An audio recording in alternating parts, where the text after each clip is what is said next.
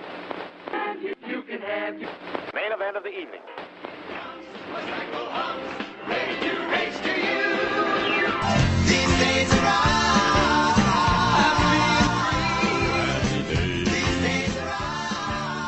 Hello and welcome to These Days Are Ours, a Happy Days podcast. I'm Peter. And I'm Joe. And today we'll be discussing Season 5, Episode 4, Hardcover. Okay, Peter, tell us what happens in Hardcover. We open with Howard letting his family, including Fonzie, inside so he can film them. The film strip ends up dribbling out of the camera, ruining it. So much for even a child can operate it, Dad. And Marion says Howard should have read the instruction manual. Howard complains the manual is in Japanese, but he goes upstairs to get it after Marion tells him where it is. Upstairs in the wastebasket. On the couch, Fonzie asks why Richie is so gloomy. Richie explains it's college. Or more accurately, it's Richie's inability to get a date. Freshman girls only want to date upperclassmen. Senior girls only care about marrying doctors. The homecoming dance is next week, and Richie refuses to take a high school girl. Is it too much to ask to want to date college girls? Well, that's your first mistake. You don't ask me, ask them. To help Richie find a nice girl, Fonzie agrees to take Richie to the Pfister Memorial Library. Girls have two things in common. They all love to read, and Fonzie. The next day, Richie and Fonzie go to the Pfister Memorial Library to find it is indeed full of girls. Richie will surely have no trouble finding a date here. You're gonna get a notch in your library card. Then cut to later. Richie has struck out 3 times, and the latest girl threw a copy of War and Peace at him. Fonzie, a girl just threw War and Peace at me. Hit me in the head. Fonzie talks him out of giving up, telling him that when you're strolling down the highway of life, you don't remember the strikeouts, only the home runs. Give it your best shot, or don't shoot at all. Never give up. That ship. Richie sees a pretty brunette reading a book and sits next to her as Fonzie leaves. Richie skims over a large book in a few seconds and tells her it was a slow beginning. Slow beginning, but overall a very, very good. He claims to be a self-taught speed reader and member of the Book of the Day Club. Her response is to ask why, in that case, he was always getting chewed out for not doing his reading and driver's ed class. She introduces herself as Lori Beth Allen, who went to high school with Richie. Not that he would know her. They had different friends, and she had different hair. Richie does remember her. She always ignored him. Well, I'm grown up now. I'm in college. Lori Beth is living in one of the campus dorms. Richie is initially tight-lipped, but then admits that he lives with his parents. I live in a house. Alpha Tau Omega? No, Mama, Papa's sister. Lori Beth finished her book and is about to leave. Richie invites her to Arnold's to talk, but Lori Beth invites him to her dorm room. As soon as Richie gets over his surprise, he happily accepts. On the way out, Lori Beth adds that her roommate is in the infirmary. Oh, I went down to St. James Infirmary. I found my baby there. Later, Richie and Lori Beth are necking. Lori Beth tells Richie that they should watch the clock, because if Richie isn't out by 10, he'll be in trouble. But Richie assures her they have plenty of time. Then the radio blares that it's 10 o'clock. It's 10 o'clock, Milwaukee. They flirt and kiss some more. Then Richie asks what happens if he's in the dorm after 10, and Lori Beth realizes the time, and they abruptly stop. Richie is initially unfazed, until Lori Beth says they could get expelled for this. Richie complains about his bad luck. Why me? Why Richie Cunningham? Lori Beth adds that the house mother, Mrs. Dunbar, locks the doors at 10 sharp. Richie's trapped there until morning.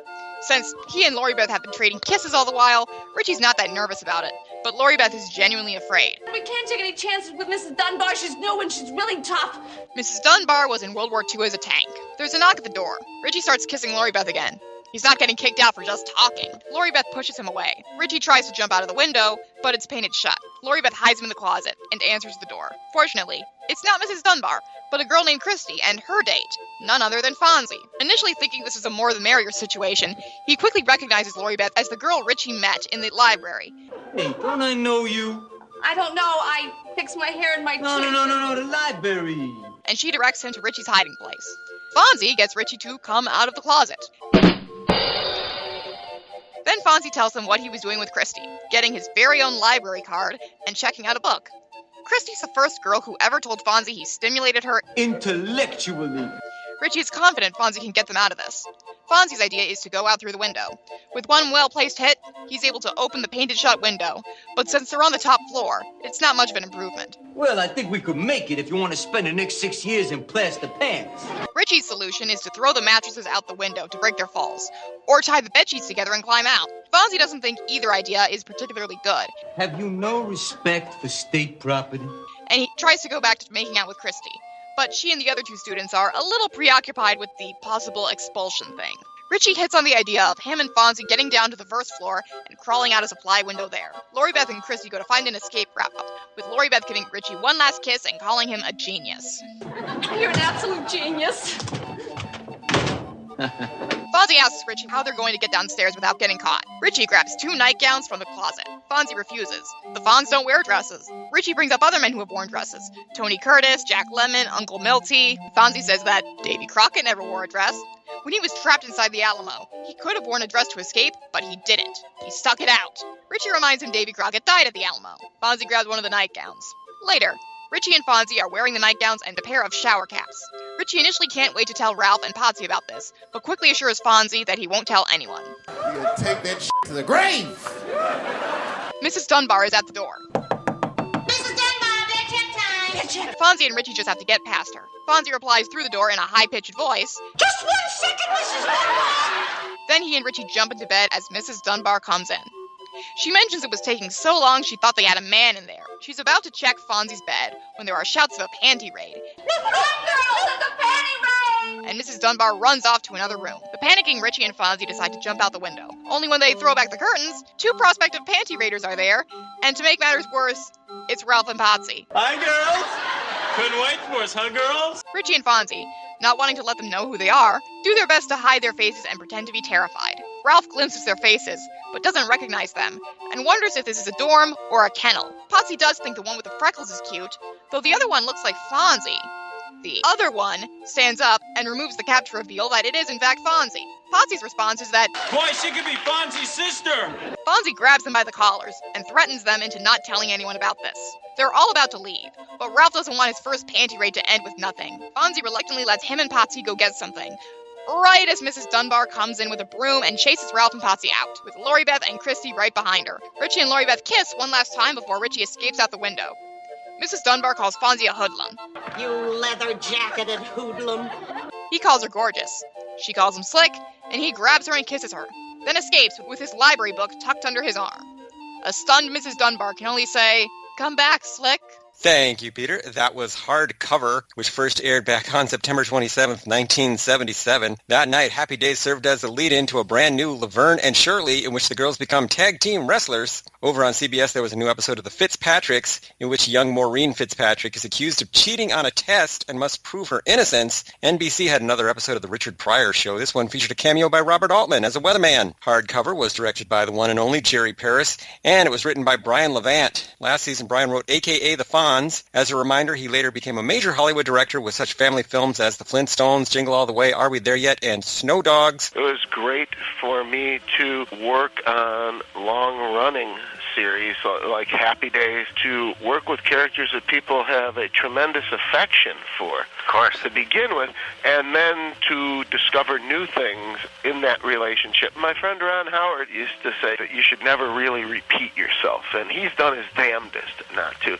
As for guest stars, obviously, our main one is Linda Goodfriend as Lori Beth Allen. At this point in her career, Linda was between Blansky's Beauties and Who's Watching the Kids. Last season, Linda played a recurring character named Kim. So, Peter, what did you think of Linda Goodfriend as Lori Beth Allen? I liked her a lot. She came across as a very sensible, down-to-earth person, despite the fact that in this episode she smuggles a boy into her dorm room and has to help him escape so that neither of them will get expelled, and it leads to madcap hijinks. So I think that worked very well. I think that if she came across as more flighty or wacky, it would not have worked as well. So kudos to Linda Goodfriend. And I thought that she and Richie had good chemistry, and I am almost convinced that Richie might actually like girls. So kudos. I thought she was the best thing in this episode. I thought she was really great. A character like Lori Beth is walking a fine line. She has to be sensible, as you say. She has to be responsible and down to earth and have some sense of her responsibility as a college student. But she also has to seem like she's fun and up for wacky hijinks, because this is a sitcom and there's going to be wacky hijinks pretty much every week. So she can't be a stick in the mud or the wet blanket. She has to be both fun and sensible, which is a tough balance to carry off. And I think Linda Goodfriend does a fantastic job with that, which is why she's going to be added to the cast. We also have Marsha Lewis as Mrs. Dunbar, our house mother. Took so long I was beginning to think you might have a man in here. Marcia was an accomplished stage and screen actress from Massachusetts who, like Linda Goodfriend, was a regular on Who's Watching the Kids. She was also one of the stars of Good Time Girls, another nostalgia-based Miller-Milkus Boyette sitcom shot at Paramount.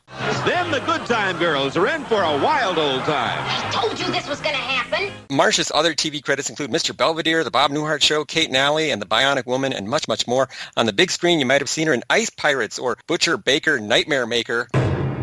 So shocking. So terrifying, so powerful. She was also a successful Broadway star, appearing in such hit shows as Grease, for which she was nominated for a Tony, and Annie, in which she played Miss Hannigan. Marcia will return to Happy Days in Season 7 as a prison matron. Why they need a prison matron in Season 7, I don't know. I guess I will find out. Yes, you will. But what, Peter, did you think of Marcia Lewis as Mrs. Dunbar? I liked her a lot. She kind of gave me big Trunchbull vibes. Amanda Thripp. Yes, Miss Trunchbull. What are those? You mean my pigtails?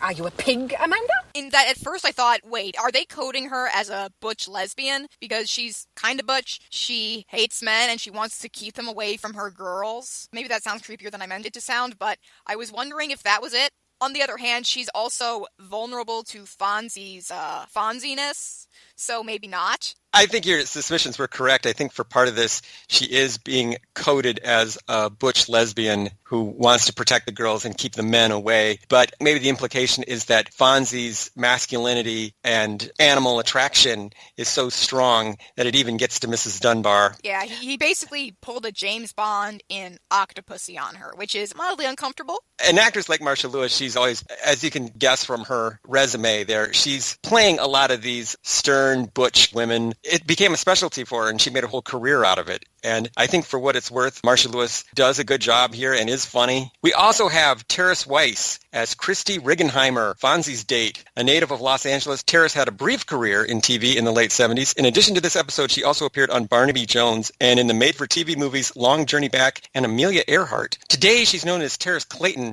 She lives in Las Cruces, New Mexico, breeds horses, and has an Etsy store. Oh, cool. So what did you think of Terrace Weiss as Christy Riggenheimer? I liked her a lot. She didn't get to do a lot. I think we found out more about her from what Fonzie said about her than what she actually did. But I liked her a lot, and I kind of like that she was able to win Fonzie over by telling him he stimulated her intellectually, and then she helped him get a library card, which is really sweet. I found her to be a very intriguing character who didn't get nearly enough to do in this episode. I thought of her as being a very distinct character, but then when I watched the episode back a second time, I realized that Terrace Weiss doesn't actually say or do much of anything. Mostly what we learn about her is, as you say, right from Fonzie's dialogue. So Fonzie tells us all this stuff about her, but we don't really get to see her demonstrate any of that. She's a very intriguing character, very different from Fonzie's usual girlfriends, and I would have liked to have known her more. We also have Susan Cotton as our librarian. Susan had previously appeared as the stern Miss Radcliffe in Time Capsule. She worked with Gary Marshall again on the films Young Doctors in Love and Nothing in Common, and she guested on Joni Loves Chachi in an episode called Fonzie's Visit. So what did you think of Susan Cotton as the librarian, if anything? She was definitely there. It did help put in perspective that Richie and Fonzie were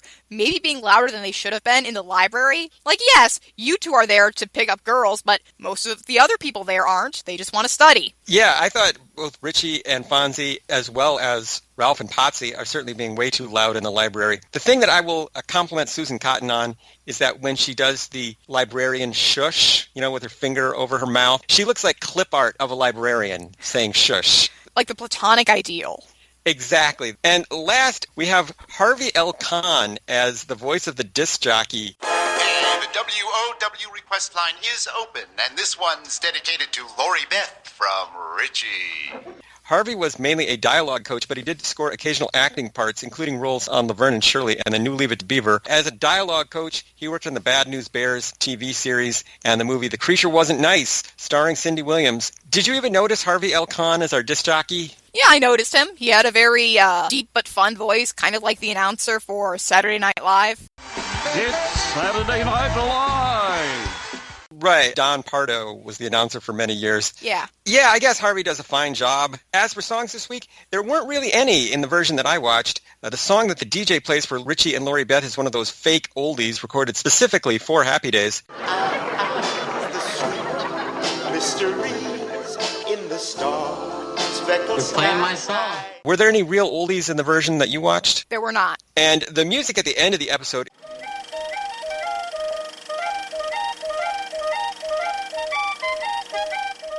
is similar to, but not quite the same as, Laurel and Hardy's theme music, known as the Cuckoo Song, March of the Cuckoos, Dance of the Cuckoos, etc. It was written by Marvin Hatley, musical director for Hal Roach Studios. I made this little silly tune as a radio time signal to count the hours. And Stan Laurel came up and heard it and says, that tune's for me. That's just what I want. That little cuckoo part's just what I like. See that? So he says, I'd like to use that for my theme. I says, well, swell. As for cultural and historical references, Fonzie is reading the February 16, 1959 edition of Life magazine. The cover depicts a cluster of Corines at a Miami nightclub. Inside was an article about the last mogul, Sam Goldwyn. The library that Fonz mentions is fictional. It sounded to me like he says Finster Memorial Library. Finster Memorial Library. He definitely said Fister. I think this is another one of the Fister references that Happy Days likes to make. In Fonzie Loves Pinky Parts 1 through 3, there was Fister National Park, Fister Hospital, and Fister's Emporium. Whole lot of fisting going on Happy Days. I feel like they definitely chose that name for a reason. And that reason is it's a very funny word. Fonz refers to Potsy and Ralph as the Two Stooges. Originally, when the Stooges were working in vaudeville as part of Ted Healy's act back in 1922, it was just Moe Howard with his brother Shemp. Larry Fine didn't join the act until 1928, so there really were two Stooges for a while. Kenwood Hall was not a real dormitory at the University of Wisconsin-Milwaukee or anywhere else. There is a Mitchell Hall at UWM, though. Those were the two places that I heard them mention. In discussing the panty raid, Ralph mentions Carter's, Fredericks of Hollywood, and Fruit of the Loom. Yep, Fonz, Carter's, Fredericks of Hollywood, Fruit of the Loom. Carter's is an Atlanta-based retailer of children's clothing. It was founded in 1865 in Needham, Massachusetts by William Carter. They've pretty much cornered the market on children's sleepwear. And yes, they do sell underwear, but it seems to be only for kids. Fredericks of Hollywood, we talked about before in our review of Fonz How Inc. Again, Frederick Mellinger began marketing women's lingerie through mail order in 1947 and then through retail stores in 1952. And Fruit of the Loom. Girls, I bought a lot of underwear for my boys, and every year I pick Fruit of the Loom. Is the oldest of them all. It was founded in 1851 in Rhode Island by two brothers, Robert and Benjamin Knight. It was originally called the BB&R Knight Corporation. They changed it to Fruit of the Loom in 1856. The new name is a pun on the phrase fruit of the womb, meaning children. Depending on the edition that you buy, War and Peace can run about 1,000 to 1,400 pages. So the 1867 novel by Russian author Leo Tolstoy would make a formidable weapon. The book is so long, in fact, that it is often sold as a 3-volume set. So it might actually hurt pretty bad to get War and Peace thrown at you. Yeah, so my question is, what exactly did Richie say to that girl to make her throw a copy of War and Peace at him? What I think it is that she immediately noticed that he was hitting on her in the library, and she just wanted to shut it down immediately. She was like, nope, we're not doing this. I have a copy of War and Peace, and I am not afraid to use it. Honestly, good for her. Good for her for setting boundaries, even if they were maybe a little bit unnecessarily violent. Do you know where your children are is a phrase taken from public service announcements that ran on local TV and radio stations across the country. It's 11 o'clock. Do you know where your children are? I told you last night, no! Mainly from the late 60s to the late 80s, though I found some that were a lot more recent than that. Some say the phrase caught on after being used on KHJ-TV in Los Angeles in 1964. Other accounts say that it was WNEW in New York that started it in 1967. Have you ever seen ads that say it's 10 p.m., do you know where your children are? No, but I have seen the Marvel Comics parody from 1987, I think it was. It's 1987. Do you know what your children are? The Fonz says that he doesn't turn into a pumpkin at 10 o'clock. This is a reference to Cinderella, a folk tale that dates back possibly before the time of Christ. But the part about the pumpkin was added by French author Charles Perrault in 1697. I'd say the first thing you need is a pumpkin. A pumpkin? Mm-hmm. This next one is disappointing. There was a widely circulated story that this episode inspired a 500% increase in library card applications from children across the country. It's a story that Gary Marshall liked to repeat to show the positive influence of Happy Days and the Fonz. But unfortunately, there is no evidence to support it. The American Library Association didn't even keep statistics on things like that in 1977. That's a shame. So do you think that Marshall was deliberately lying in order to make his show look better and argue that it did have a positive cultural impact? No. This story has circulated so widely that it actually had to be debunked on Snopes.com. Okay. So what they say is that a statement about this was circulating in the press, and Gary Marshall and the other people on Happy Days just saw that and took it as fact, even though there wasn't any evidence to support it. Okay. Yeah, that tracks. And who's to say that library card applications didn't go up because of this episode? They can't prove that they didn't go up, just that nobody was keeping statistics on it. Ye of little faith is a reference to the book of Matthew, chapter 8, verse 26. Jesus says it to his disciples when they freak out during a storm. Jesus immediately calms the storm, which to me seems very Fonzie-like. So this is more evidence of Fonz being Jesus and Jesus being the Fonz. Yeah. Because, well, you can imagine the disciples are like Ralph, Richie, and Potsy. They freak out at everything, and Jesus is cool. He says, "Oh, ye of little faith," and then he just snaps his fingers, and the storm is calmed. Just like that. It's very Fonzie-like. Now, if this episode is taking place in the fall of 1959, German physicist Albert Einstein would have been dead for 4 years by then. He'd been an American citizen since 1940. While his scientific achievements are numerous, he became synonymous with the word genius for a variety of factors. So you're doing a little painting, huh? That's right, Einstein. What tipped you off? I mean, I've been trying so hard to keep it a secret here. Einstein? Look, not everything that comes out of my mouth is the theory of relativity. So can the sarcasm. Sorry. Did I hurt your genius feelings? His distinctive appearance and his flair for witty sayings made him a media celebrity at the same time as an explosion in mass media, and he captured the public imagination in a way that, let's say, Niels Bohr never did. That creepy clown poster in Lori Beth's dorm room is a print of a 1925 Picasso painting called Paul en Pierrot. It shows Pablo Picasso's son, Paul, dressed as a character from the Commedia dell'arte. I thought it was quite a creepy image. Well, we know from Richie's room that he likes creepy puppets, so he and Lori Beth have something in common. There was also some very 70s-looking posters back there. There's one that's like a girl holding balloons that was really ugly. Tony Curtis and Jack Lemmon wear dresses in the 1959 comedy Some Like It Hot, directed by Billy Wilder. They play musicians who disguise themselves as women and join an all-girl band in order to avoid the mob. Not since Scarface, so much action. Not since the Marx Brothers, so much comedy. Not since the 7-Year Itch, so much Maryland. It's weird to think that that film was still just a few months old to Richie and the gang, having just been released that March. Yeah. Uncle Milty is the nickname of madcap comedian Milton Berle, whose show The Texaco Star Theater was one of television's biggest early hits, running from 1948 to 1955. On the show, he would occasionally appear in drag as a character called Auntie Mildred. I just adore your laughing Irish eyes. And you're cute too, Baldy. Davy Crockett was the American frontiersman and politician from Tennessee whose life was famously dramatized by Walt Disney in a made-for-TV miniseries starring Fess Parker that ran in 1954 and 1955. The miniseries launched the immortal Ballad of Davy Crockett. Born on a mountaintop in Tennessee, greenest state in the land of the free, raised in the woods so he knew every tree, killed him a bar when he was only 3.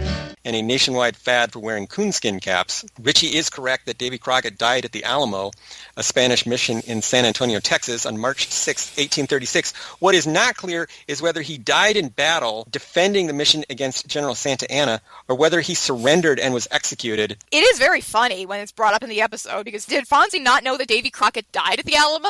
And just the deadpan way that Richie corrects him? When Davy Crockett was trapped inside the Alamo, he could have worn a dress to escape, but he didn't. Oh no, not the king of the wild frontier. He stuck it out, and so will the Fonz. But Davy Crockett died at the Alamo. And the fact that Fonzie does an immediate 180 when he realizes that, yeah, he's going to have to wear that nightgown if he wants to escape. Obviously, what we're trying to get to is Richie and Fonzie in the nightgowns, but we have to get there in kind of a darkly violent way. We already talked about panty raids in our review of ROTC in Season 2. Just as a reminder, panty raids were a college fad of the 1950s in which male students would invade the living quarters of female students and steal their undergarments. Don't even know what panties are, yet they feel compelled to raid. Every male of any species has the biological urge to panty raid. The first such raid occurred in February 1949 at Augustana College in Rock Island, Illinois. It's a really weird thing. Do none of you people have hobbies? Do you have to go around stealing people's underwear? From what I understand, panty raids were born of the more repressed sexual attitudes at the time. You had to channel your sexual desires into some weird shit. Jockey shorts only go back to 1935 when they were first sold at Marshall Field's in Chicago. They were named after jock straps and modeled on a swimsuit worn on the French Riviera. It is possible that Mrs. Dunbar's line, "Come back slick," Come back, Slick. is a reference to the famous line, "Shane, come back."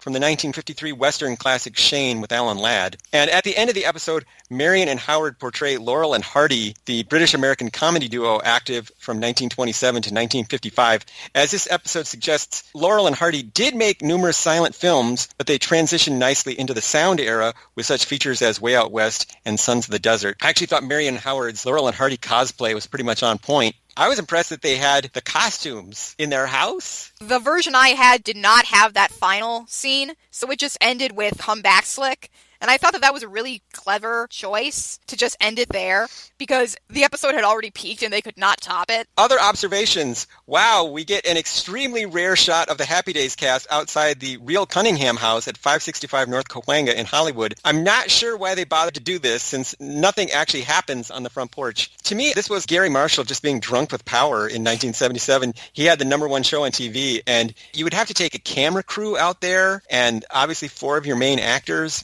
This was probably like half a day to just go out there and film this 30 seconds. Did you think it was worth it? I mean, it was nice for verisimilitude, but I don't think it really added a great deal to the episode. If I had been ABC's accountant, I would have said no. But maybe you don't say no to the #1 show on TV. We get a couple Amundos this week. We get Fabamundo and our second Correctamundo. All through this episode, Henry Winkler pronounces library as library. I think I'm going to put my library card to use. Which kind of killed my soul a little bit each time he said it. That's probably just how Fonzie would pronounce it. I'm sure that Henry Winkler himself pronounces library in the correct way. Henry Winkler actually emphasizes it every single time. He's very consistent in that. Because he knew it would specifically bother you. When you're strolling down life's highway, Fonz says, you don't remember the strikeouts, only the home runs. Now, that is a mixed metaphor, which Fonz then compounds with give it your best shot or don't shoot at all. Are you traveling down a highway, playing baseball, or shooting, Fonz? It's a threefer. That's impressive for a mixed metaphor. I kind of wish he had just kept going and kept adding other things that had nothing to do with it just to make a point. Well, I wondered if that was also supposed to be intentional, that he was making the speech of all these mixed metaphors, or whether it was just accidental. One lingering question that I had from this episode, when did Richie have time to request that song for himself and Lori Beth? I don't know. Because it seems like they leave the library, they go to Lori Beth's dorm room, they're very into each other, and then the DJ says, this one goes out from Richie to Lori Beth. And I think this might be the dumbest Ralph and Potsy have ever been, but that is debatable. What did you think? Is this the dumbest they've ever been, or have they been dumber? Maybe it is. I'm sure that there was a time when they were dumber, but okay, do you not realize that the person who looks just like Fonzie might actually be Fonzie? Admittedly, identical relatives are a thing that happen in the Happy Days verse, but still, come on. It's not even really much of a disguise. They're just wearing nightgowns over their clothes and a pair of sleeping caps. But it was enough to fool Ralph and Potsy. So, Peter, were there any outstanding Happy Days fashions in this episode? Lori Beth is wearing this shirt that has alternating pink and white and blue stripes, and it looks a lot like the trans pride flag. Oh, cool. It obviously wasn't on purpose because the trans pride flag wasn't designed until the 90s, but it's a really nice little coincidence. And we don't usually talk about outstanding hairdos in Happy Days, but I think we should make some mention of the fact that Linda Goodfriend has a Dorothy Hamill haircut somehow in 1959. She's ahead of trends. Yeah, 20 years ahead of trends. Obviously. You've never changed your hair. Is that such a part of your identity that you can't? I've tried changing it a few times. Occasionally you'll pick up a picture and my hair will be different, but it's for skating. This seems to be the best. It really moves, doesn't it? Yeah, it moves. So, Peter, I will ask that age-old timeless question. Was this episode any good? Yeah, it was. I had only seen this episode once and didn't really have super fond memories of it, but honestly, it's a lot of fun. It's a very dumb episode, but it's very enjoyable. This is part of the sign that Happy Days is going in a more cartoonish direction, but I had a lot of fun watching it. You know, I laughed a few times. I laughed all through this too. It's completely goofy and dumb, but it's so enjoyable if you just let yourself go along with the silliness of it. And it also serves as a sweet origin story for the Richie and Lori Beth romance. And you can see how an experience like this, how they have to work together in a crisis, really could solidify a relationship in years to come. You could argue that they already went through a crisis together in Time Capsule, but apparently that episode didn't happen. Yeah, so if Lori Beth went to high school with Richie, then did she also go to high school with Kim? So was she just going to high school with her own double? Or are they cousins and that's why they're identical? I think maybe, yeah, she did go to high school with Kim, and maybe they just never noticed that they look exactly alike. Yes, and taking that to its logical conclusion, are they also cousins with Sunshine Aquilino from Lansky's Beauties? They must be, because that happens in the Happy Days universe. So, yeah, there's apparently a lot of Linda Goodfriend lookalikes in the Fonzieverse. We were in the same class in high school. Remember Richie? Remember Richie? Remember Richie? Remember Richie? Overall, I would say that Hardcover is a highly enjoyable episode that I very much recommend. You said this was an example of another episode that is Happy Days going in a cartoonish direction, and that's true, but it was still very enjoyable and still a lot of fun. If this is the direction that they're going, I'm completely fine with that. So, Peter, how can people keep up with us and find out about all the things that we are doing? Listeners can follow us on Twitter at Fonzie Podcast. They can follow me on Twitter at Volfranx. That's VULFRANX. And they can follow me on Twitter at Joe_A_Blevins. They can find this podcast online at thesedaysaroours.libsyn.com, and they can email us with questions, comments, and concerns at thesedaysaroourspodcast@gmail.com. So, Peter, what do we have on the docket for next week? Next week, it's a Chachi-centric episode. Oh, Yay! God. Yeah, I saw that. We are getting into the Chachi stuff. See you later, alligator. In a while, crocodile.